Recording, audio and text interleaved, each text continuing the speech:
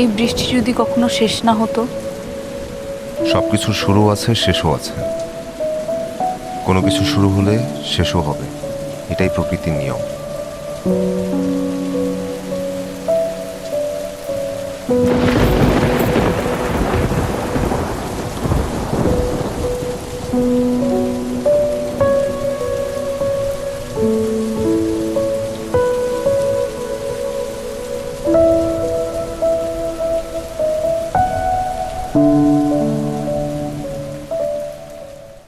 সবার সব প্রয়োজনে আপন হয়ে আছে ফ্যামিলি ফ্রিজ কঙ্কা।